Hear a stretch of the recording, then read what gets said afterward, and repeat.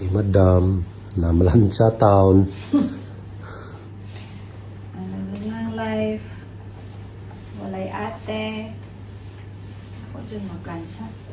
Ikaw de. Ikaw de. Ang saya ko di ay.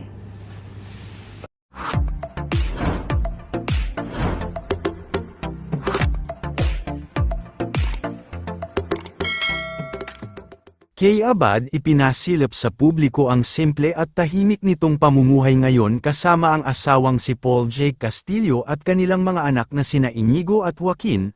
Mula sa official Facebook page ni Kay Abad ay masaya nga nitong ibinahagi sa publiko ang isang video na isa sa kanyang mga mommy duties bilang isang hands-on at full-time mommy.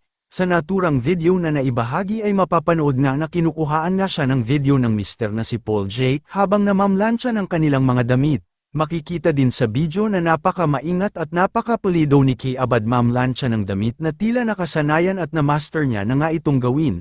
Matatandaan na ilang taon na din ang nakalipas matapos iwan ni Kay Abad ang mundo ng showbiz upang makapag-focus muna sa kanyang pamilya lalong-lalo na at lumalaki na din ang kanilang mga anak na sina Inigo at Joaquin. Bagamat pinili nga nilang mag-asawa ang tahimik at simpleng pamumuhay ay mapapanood pa din naman natin sa kanilang mga social media accounts ang mga panibago update sa kanilang pamilya.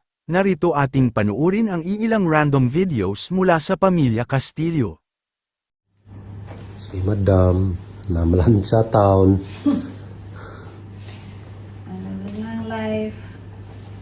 Walay ate. Ako dyan magkansya. Ikaw de. Ikaw de. Ang saya ko di ay. Ate. Basin masuko akong sir. Musulubog polo. Nya busot kaayo. Tarungan na ha, tarungan na diya ha. Sir, pila ba ni sir? 150. Oh! 150. Plancha! 150 ra! Nice, di ako plancha. Ginusto mo yan, di ba?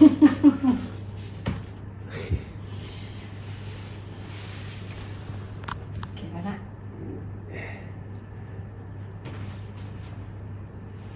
Manang mga bripogwan, laba. Ay, life! Nga naman, sir!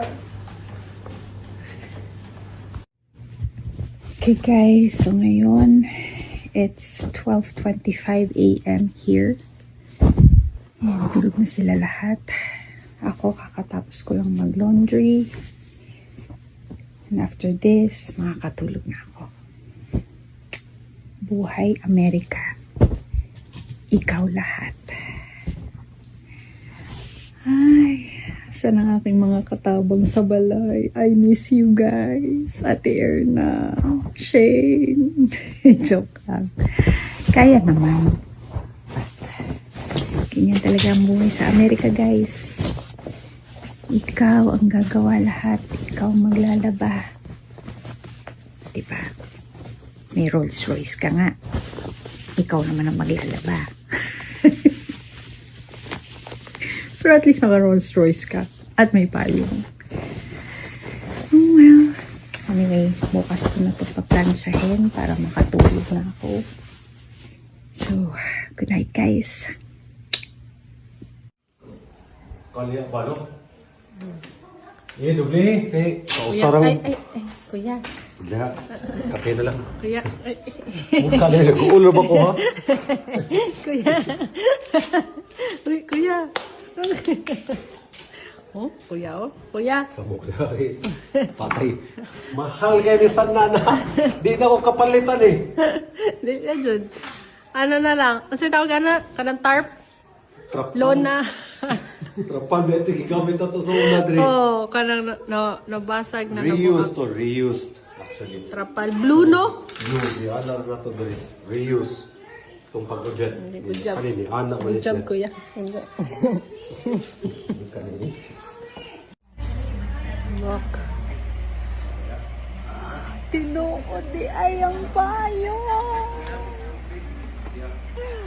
Ay, nakahikap ko sa payong sa Rolls Royce. Ay, bakit? Okay, mapunta pa. Ang payong. Okay, we'll return it now. Dahil sa bagyong... Anong pangalan ng bagyo? Tinoy? Tinoy. Basta, nagre-ready na kami. Nilalagyan na nila ng tape yung glass. Kasi the last time, nung Odette, ito yung nabasag. Kaya nabungkag akong tanang Christmas decors dahil nabasag ang glass. Bangilan? Nalipong ko.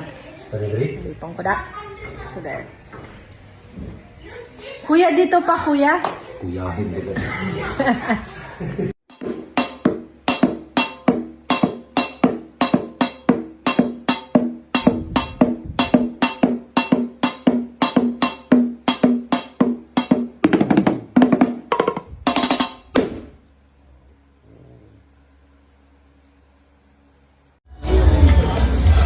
Allah, Allah, Allah.